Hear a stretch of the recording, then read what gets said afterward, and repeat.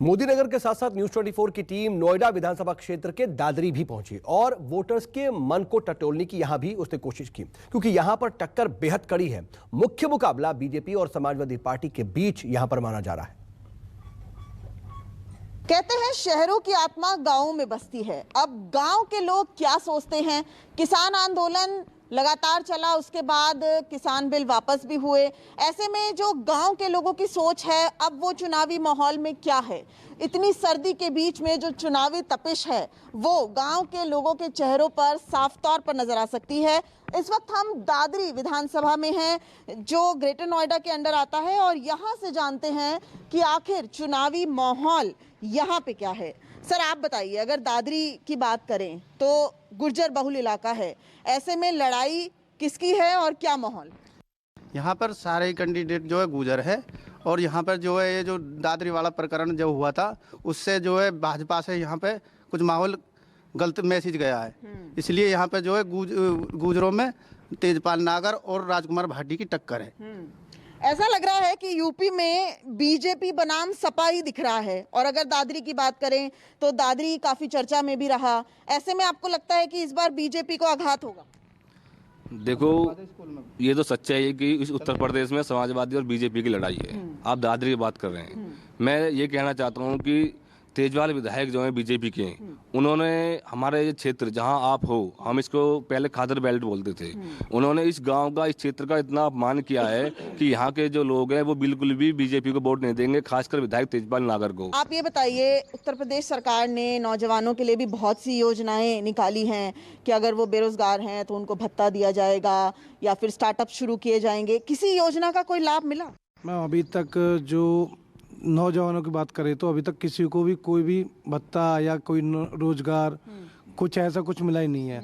और हमें न तो बैल चाहिए न बलद चाहिए, हमें हॉस्पिटल अच्छे चाहिए। यहाँ पे इस वक्त हम एक सरकारी स्कूल की ये बिल्डिंग है, यहाँ पर बैठे हुए हैं। बिल्डिंग भी खस्ता हाली लग रही है। ऐसा लग रहा है कि जैसी ये बिल्डिंग की हालत है वही क्षेत्र की भी हालत है। नहीं, क्षेत्र की तो ऐसी नहीं है। विकास तो थोड़ा बहुत तो हुआ है, इतना ज्यादा तो नहीं हुआ, लेकिन हुआ है। क्या विकास हुआ? विकास देखो, जो पहले समस्याएं वो इतनी समस्या तो नहीं है, कुछ समस्या तो हल हुई है। आएंगे ना, हम आपके गांव में आए हैं, आप बताइए क्या काम हुआ?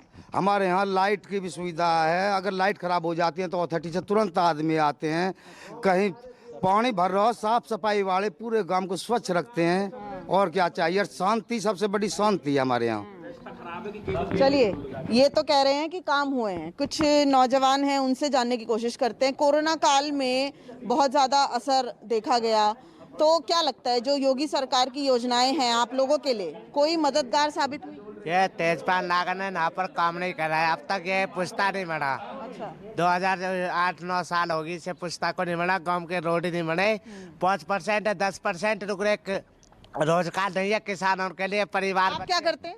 मैं किसान आदमी हूँ जी। अच्छा, तो ये जो किसान आंदोलन वापस हुए उससे आप खुश हैं? नहीं, खुश नहीं हम जी। अभी वापिस कहाँ हुए? यहाँ पे कहाँ पर? अभी तो सिर्फ भगाया गया किसानों को। नहीं तो प्रधानमंत्री ने तो कह दिया ना, अब हो गया। संसद कितनी बार वादे किए इन्होंने, कुछ हुआ? संसद में तो बिल वापस ले लिए गए। अगर बिल वापस हो जाते तो किसान अपने चले जाते ना घर वापिस। तो चले तो गए, अब बॉर्डर पे तो किसान भी कुछ नहीं, अब भी वही है, सब वो ही है।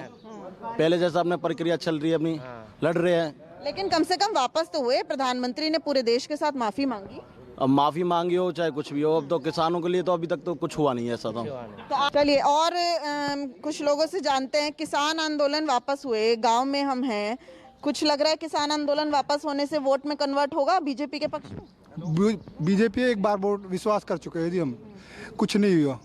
5 साल होली विधायक जी एक बार मोदी के नाम पे वोट ले चुके हैं कि बीजेपी के एक बार विश्वास करके देख लो, लेकिन 5 साल में कुछ भी विकास नहीं हुआ। हम विकास के नाम पे वोट देंगे।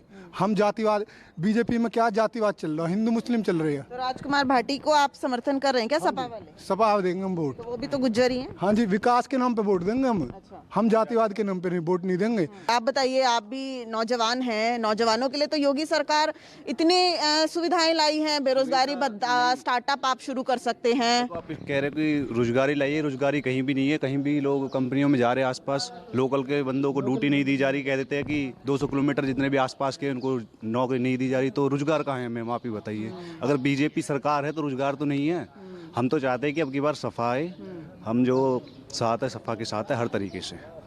तो इस बार जो दादरी की विधानसभा का जो ये गांव है उसमें जो लहर दिख रही है वो कहीं ना कहीं बीजेपी के खिलाफ दिखती नजर आ रही है। एक सवाल और जानना चाहूंगी, किसान आंदोलन जो वापस हुए उसमें नहीं लग रहा कि अब बीजेपी के पक्ष में वोट आएगा? अच्छा ये बताओ, ये आंदोलन जो वापस हुए हैं ये कोई एहसान में हुआ है?